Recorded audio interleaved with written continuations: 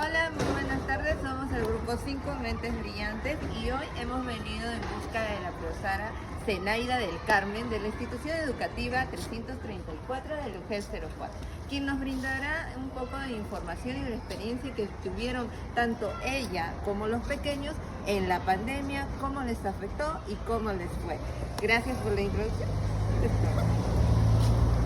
Nosotros somos el grupo 5 de Mentes Brillantes y estamos aquí con la Miss Zenaida del Carmen de la institución educativa 334 del UGEL 04.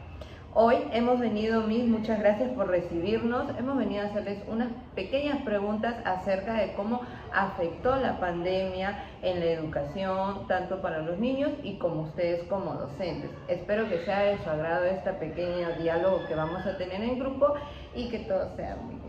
Muy bien. Empecemos. Buenas tardes con todas chicas, y referente a lo que me mencionas, ante todo, soy licenciada en Educación Inicial con más de 25 años de experiencia, tanto en el nivel particular como en el nacional, ¿no? En el particular hasta directora y en nacional recién tengo 10 años de nombrado. Entonces, según lo que el tiempo que estuve en el tiempo de pandemia, que era recién empezando mi tema aquí como nuestra carrera magisterial, sí han habido muchos cambios, ¿no? Porque sabemos que nunca habíamos trabajado de esta manera virtual los maestros, ¿no? Si bien es cierto, hay diferentes motivaciones de cómo trabajar con el niño, con la tecnología, pero en una maestra, por lo que yo pude ver, observar según mi grupo de trabajo, no estaba preparada. Una maestra del Estado y con muchos más años de experiencia que uno quizás un poco más joven, no está preparada para esta virtualidad, ¿no? O sea, tengo entendido, Miss, que los docentes, especialmente del Estado, no estaban preparados. Y ante ello, ¿qué es lo que hizo la UGEL o el Estado para poderles ayudar a ustedes como docentes, para poderles enseñar a los más pequeñitos en casa?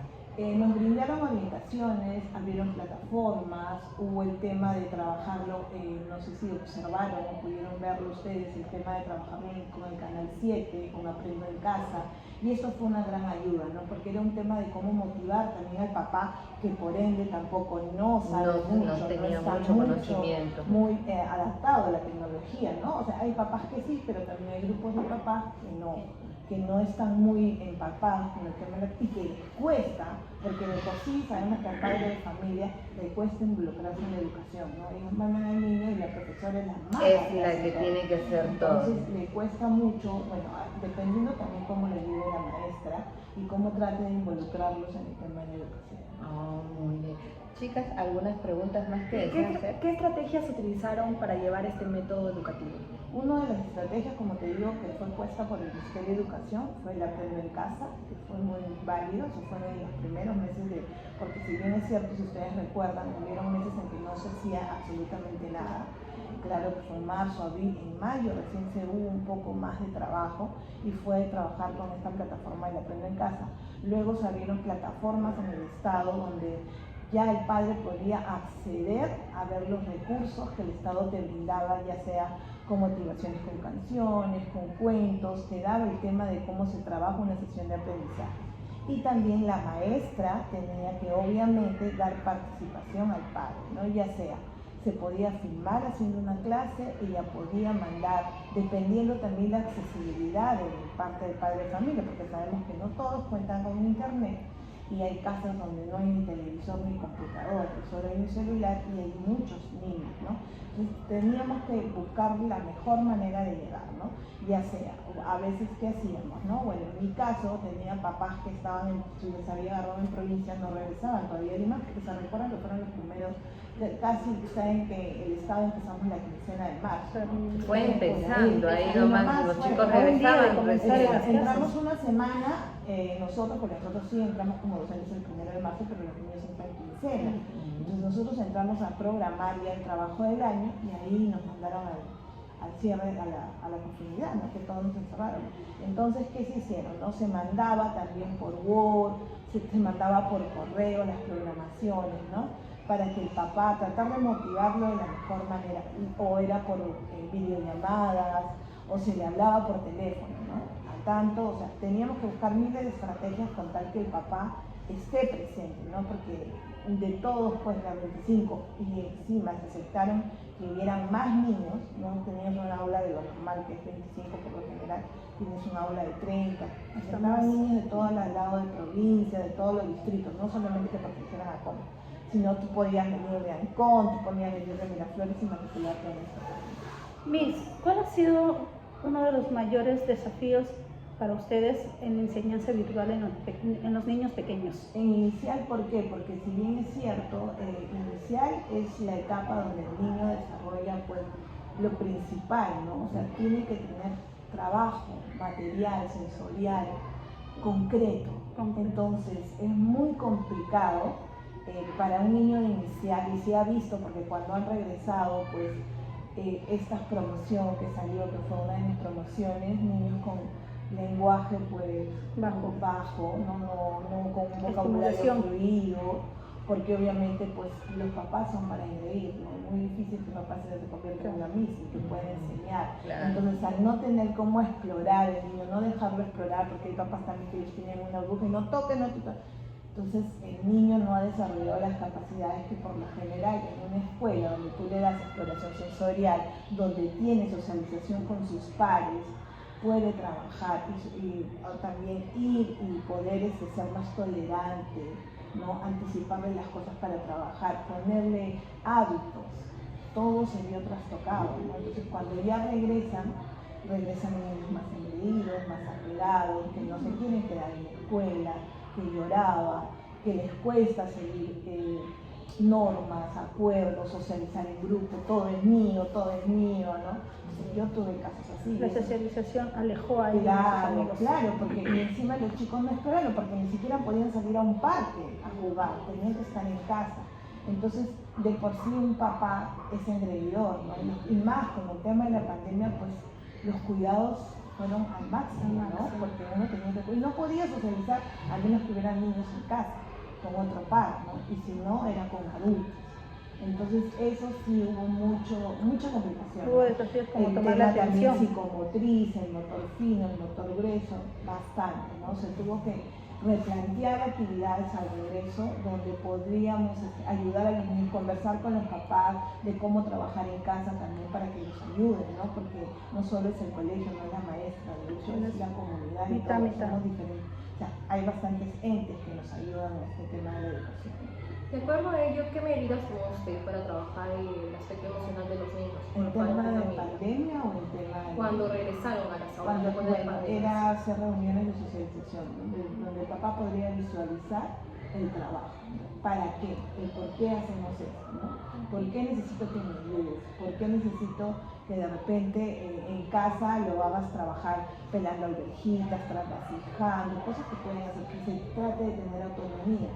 ¿Por qué lo estoy haciendo? Porque no tenían autonomía, no hay independencia. ¿Por qué? Porque todo lo hacen en casa. Entonces vienen aquí y no cargaban ni la mochila, no cargaban ni su lonchera. Entonces es también cambiar el chip al papá de que es un niño y que él es el que se enfrenta al mundo. Entonces, claro, porque él es el que se enfrenta a la situación. Tú no vas a sentarte con él en la escuela y te vas a defender de un niño, porque tienes que aprender también a defenderte, porque como todos niños están socializando, a veces se golpean, se pegan, se quitan, entonces tienes que aprender a decir si no te gusta, no deseo, no quiero jugar, yo quiero jugar con esto. Es válido que un niño no quiera prestar un juego, pero tiene que saberlo utilizarlo. Entonces sí, hubo mucha sensibilización a los papás con reuniones, con talleres donde se les explicaba por qué, porque obviamente hay papás que dicen, Miss, pero ¿por qué? ¿No? Miss, pero no, Miss, pero todavía está chiquito, todavía es bebé. No me parece. O no, Miss, que no pida pis, porque hasta no pedían ir al baño, pues, ¿no? O sea, pañales, imagínate. Miss, era cambiar todo ese... A esos talleres que ustedes realizaron, ¿fue propuesto por ustedes mismos como docentes o vino desde arriba, desde el Ministerio de Educación? Lo que se hizo fue una evaluación diagnóstica. El Estado propuso evaluaciones diagnósticas. ¿Qué son las evaluaciones diagnósticas? Como la misma palabra dice, ¿no? La evaluación diagnóstica es cómo están viviendo esos niños, ¿no? Entonces sobre ahí había un tipo de reuniones con los papás, donde tú les preguntabas por qué hacían, ¿no?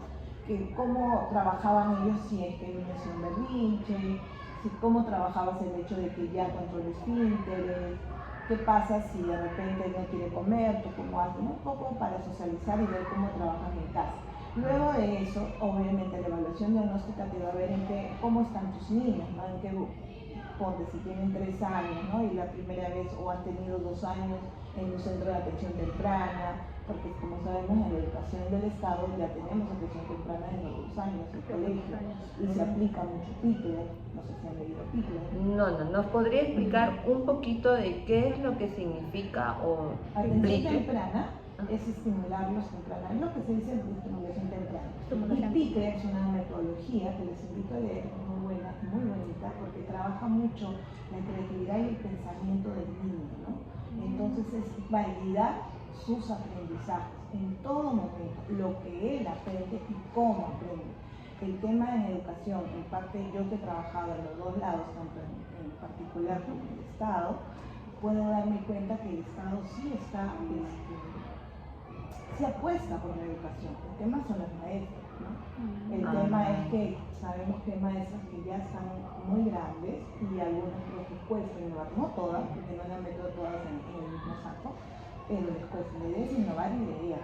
Entonces PICLER apuesta, no sé si han leído Montessori, si tienen alguna idea de Magaluzzi, les invito a leer el tema de esta educación, es muy bonito y muy bueno cómo se trabaja. Aquí no sé si han escuchado hablar de Casa María. ¿No? Estos colegios trabajan bajo esta metodología, yo trabajé bajo esta metodología en Casa Amarilla, y se trabaja mucho el niño que él mismo crea su aprendizaje y con proyectos como hace el Estado, porque el Estado trabajamos con proyectos, ¿no? Hacemos una asamblea como esta, tú rescatas sus saberes previos y sobre ello tú te planteas un proyecto. Ponte que un día vengan los chicos con alguna noticia, ¿no? Como está ahora el tema de la delincuencia que está tan fuerte, y mataron, entonces vas observando las conversaciones que ellos tienen, por eso se hace, si observaron mi aula, estaban en juego trabajo, ¿no? Sí. Se pone sectores adecuados, con material adecuado, que incentiven un aprendizaje, que motiven un aprendizaje, y se pone cosas que tú trabajas en el proyecto. Por ejemplo, ahorita estamos en todo el proyecto de naturaleza, reciclaje, todo lo demás. Entonces, estos proyectos y todo lo que hay en material se tiene que trabajar en base a tu proyecto. Y sobre eso vas a avanzar. ¿Qué cambios quedan después de la pandemia en la educación inicial? Quizá en el tema de educación inicial, en el caso, no sé si en todo, pero hay un poco más de participación de los padres de familia, más involucrados, más preocupados en saber qué estamos haciendo, qué vamos a aprender, qué hago, cómo lo ayudo, qué puedo hacer, ¿no? Pero también se ha visto el tema de que, si bien es cierto, ahora tenemos más niños autistas y más niños que padres que trabajan casi todo el día y que el niño se queda solo, ¿no? Y que también se haya avanzado un poco más la tecnología después de la pandemia. También, claro, eso es un gran paso. Eso El niño fue- maneja muy bien la tecnología, pero hay que saber también ¿Cómo usarla? dosificarla. ¿Por qué? Porque a veces está mal empleada, ¿no? O sea, tenemos papás que, si bien es cierto, sí saben dosificarla y netamente sea un trabajo educativo, o sea, con cosas educativas, sabemos que hay papás que le dan para ver TikToks y entonces... Que no son cosas educativas. Claro, que no son cosas que lo pueden ayudar, más que educativo, no, porque puede ver otro tipo de dibujo, no siempre solo tiene que ser tema educativo, pero que ven, que observan, ¿no? Siempre la idea es estar ahí, pues el papá tiene que observar y dosificar, porque esto de tener todo el celular quita el tema de socializar, el tema del lenguaje, el tema de que ya no quiera ni siquiera jugar con amigos, ¿no? Solo quiere estar allí, el aislamiento. cerebrito ya no crea, ya No hace trabaja. sinapsis, no se cruza la información, y por tanto no va a poder dar, ponte una descripción de imágenes, no va a poder verbalizar, porque su lenguaje, hasta su lenguaje, ya no es fluido, ¿no? Sino que ¿Y usted cree que en el tiempo de la pandemia, cuando todos los pequeños estuvieron en casa, claro, como usted indica, ¿no? A través del canal N, canal 7, TV Perú, mandaba como clases, salían unas señoritas ayudó en algo en los pequeños niños de 4 o 5 años, por ejemplo? Porque sabemos que los de 3, bueno, recién iban a ingresar, ¿no? Pero a los de 4 o 5 años, Sí. ¿aportó en algo ese aprendizaje Claro, que...? aportó mucho porque aparte ayudaba a las familias porque se veía cómo trabajar y tenías que estar presente mirando porque tenías que mandar la evidencia. Eso también, hacer las evidencias y hacer las retroalimentaciones también nos ayudaron, porque era una manera de saber que el papá estaba participando. Y sí, ¿no? De un gran grupo, que hablo yo de 25, 28, tenía yo 20, me mandaban evidencias, por eso es que los celulares se llenaron un montón. Me mandaban evidencias, me mandaban sus trabajos, mandaban sus tareas, mandaban sus videos en familia, que también hizo que la familia se integre, ¿no? O sea, esa estrategia estuvo muy buena y pudo llegar a muchos, ¿no? Porque el televisor, pues ¿quién no tiene un televisor? ¿No? Es muy difícil que tenga un televisor y que pueda ver Canal 7. Entonces ya, aunque sea observando, ya era bastante. Ya era ¿no? bastante. Porque ya luego algunos no tenían el tema del internet, no podían hacer videollamadas, pero tú los llamabas, porque tenías que darte este tiempo de llamarlos. Y ellos reportaban la información. Claro. Si bien es cierto, el Estado no nos dio muchas cosas como maestros, como que te pago el celular o esas cosas, ¿no? Pero era la maestra y su vocación de cómo tratar de llegar, ¿no? Tratar de llegar, buscar retroalimentar al niño, ¿no? Porque tú le preguntabas, ¿qué hiciste? ¿No? Lo mismo que haces en una evaluación cuando planeas tu clase, siempre tienes que terminar, ¿te agradó? ¿Qué harías con esto? ¿No? Ese es el tema del trabajo. Y ahora, refiriéndonos un poquito más a usted cuando empezó esto de la pandemia, la gran noticia que dio en ese tiempo el presidente, ¿no? Vizcarra, usted psicológicamente, emocionalmente, ¿cómo se sintió en ese momento? ¿Cuáles fueron los pensamientos que le vinieron a su mente en cómo iba a actuar, qué es lo que iba a hacer en sus pequeñitos, cómo los iba a dejar? Bueno, estaba más preocupada por el tema de mi hijito en ese tiempo, ¿no? En ese tiempo tenía un hijito con una condición especial, yo tenía un hijito con visión, y preocupada por cómo iba a ser, ¿no? O sea, con este virus tener que cuidarlo, ya tenía una condición y cuidarlo más, ¿no? Y encima tener que darme el tiempo de trabajar con mis niños, porque te tienes que dar un tiempo en el momento que ya estás en casa y eres mamá, y tienes que cocinar, y tienes que hacer esto, y atender dependiendo tu situación de casa, ¿no? Si vives con padres, mayores, adultos mayores. Entonces sí fue para mí, pues primero, muy estresante por el tema de, como te digo, sí, mi bebé, mi papá, que era una persona también adulta, con una también condición especial, estaba en silla de ruedas, venían enfermeros a casa, tenía que tratar de cuidar el tema de que no subieran o que se lavaran todo y que estuvieran todos desinfectados, ¿no? Bastante estrés y encima pues empezar con todo esto nuevo de la tecnología. Si bien es cierto, sí he trabajado tengo experiencia en eso, pero el tema de darte tus tiempos, porque no es lo mismo venir a trabajar aquí en casa y tu dinámica, acá en el colegio, tu dinámica cambia, a estar en casa, sabes que tienes un pequeñito que te está mirando, que te está escuchando, es complicado, y más si tienes una condición especial. Pero luego lo supe sobrellevar, y bueno, algo que también, que si bien es cierto, hubieran muchas pérdidas, fue un dolor muy grande para muchas personas, a mí fue muy satisfactorio porque pude estar con mi hijo 24/7 hasta que yo decidí llevarlo, ¿no? Entonces sí fue, para mí en esa parte fue la pandemia me dejó, a pesar de todo, disfrutar, porque fueron por casi 2 años donde yo pude disfrutar de mi hijo 24/7.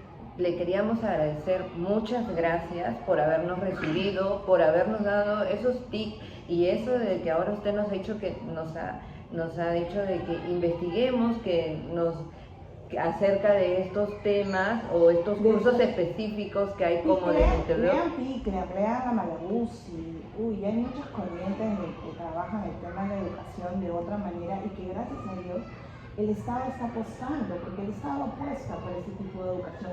Aquí se trabaja en proyectos, o sea, aquí en el Estado se trabaja en proyectos, y los proyectos los hacen los niños. Y tú ves, o sea, trabajos de refacedor cuando ves una criatura que él mismo saca sus hipótesis. Es que los proyectos son para experimentar, Exacto. ¿no? Para que Claro, ellos, todo es nosotros con docentes, material, exacto. hacemos los proyectos y ellos experimentan a través de esos proyectos Claro. que a veces quedan Y las impactados. ideas salen de él, ¿no? Porque en una asamblea, si estamos conversando en una asamblea, todos tenemos diferentes opiniones.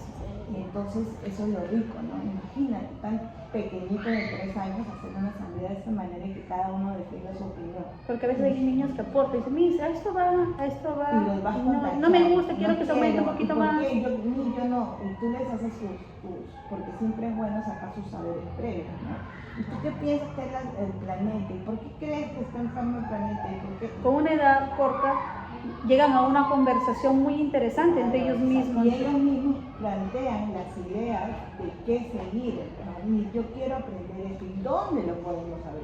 ¿Dónde crees que lo puedo ver?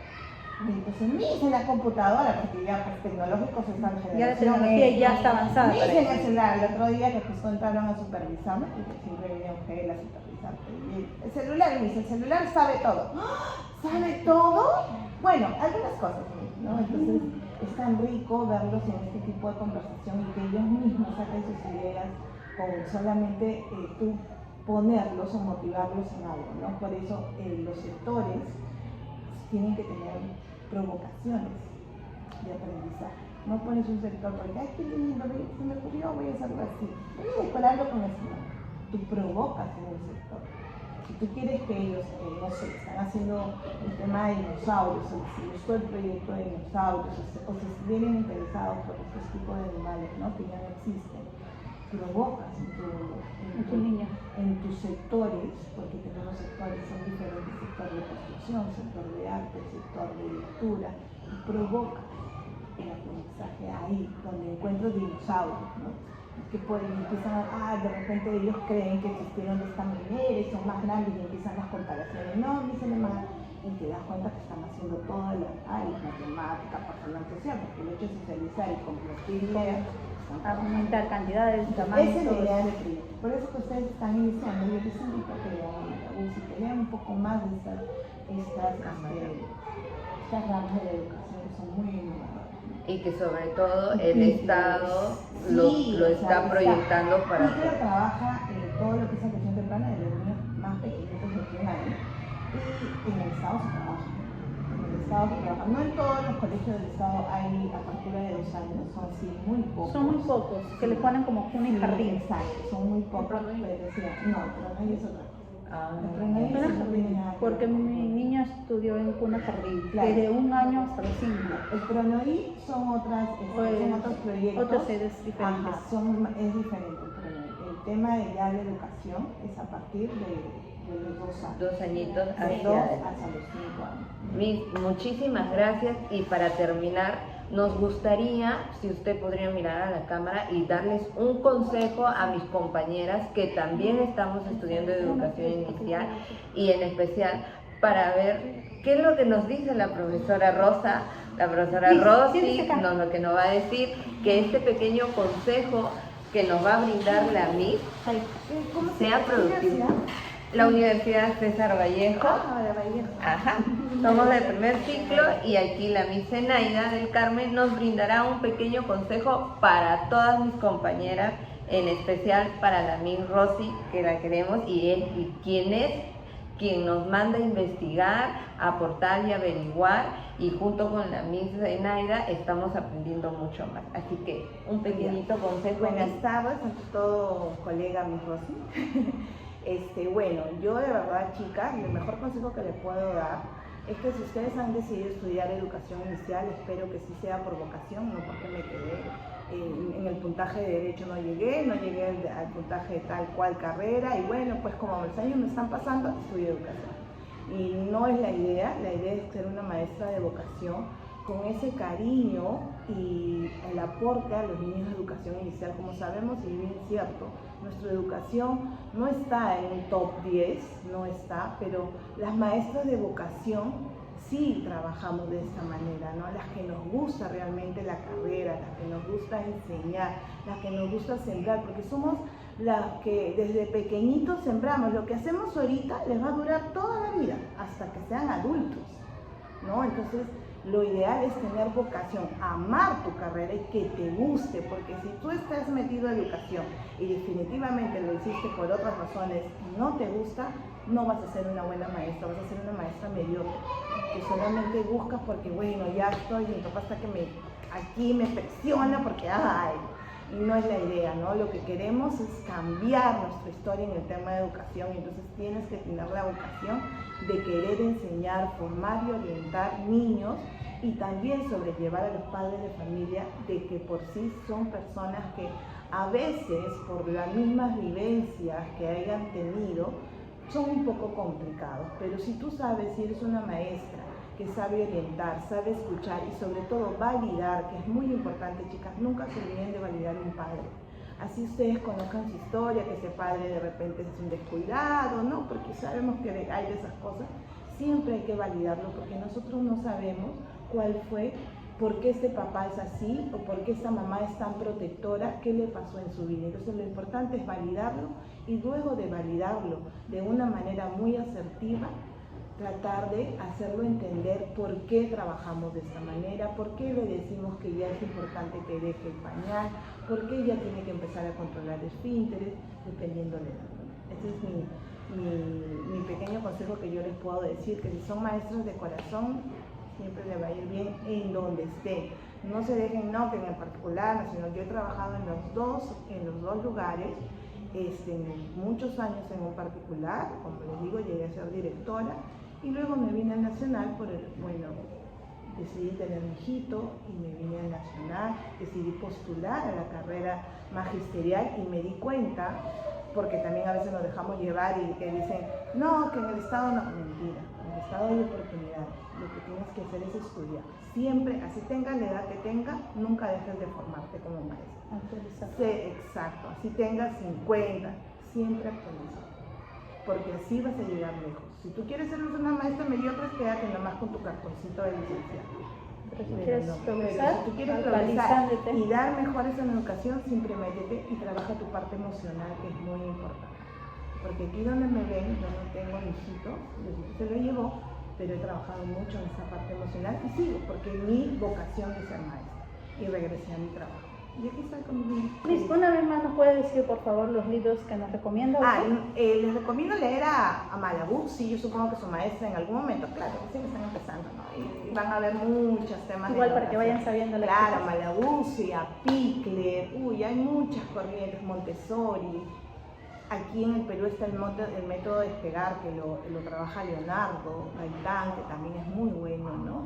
Entonces lean mucho estas cosas, chicas, que les van a orientar, ¿no? Les van a poder orientar, van a poder mirar con otros ojos la educación. Y lo mejor es que si tú te nutres, vas a poder a los papás validarlos y decirles, ¿no? Con fundamento por qué trabajas de esta manera. ¿Por qué? Porque sabemos que inicial es una competencia entre leer y escribir, que ya que lean y escriban.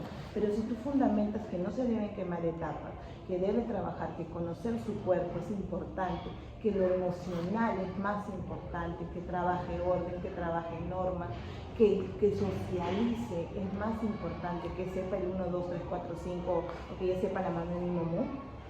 Todo a su tiempo, todo a su tiempo, porque el niño obviamente sabemos que no, hasta los 7 años recién su cerebrito está madura, recién su cuerpito está madurando. Entonces no forcemos cosas, se trabaja mucho lo sensorial, es importante trabajar lo sensorial, tirarlos al piso, hacer que exploren, darle cosas para explorar, para que ellos mismos se sorprendan.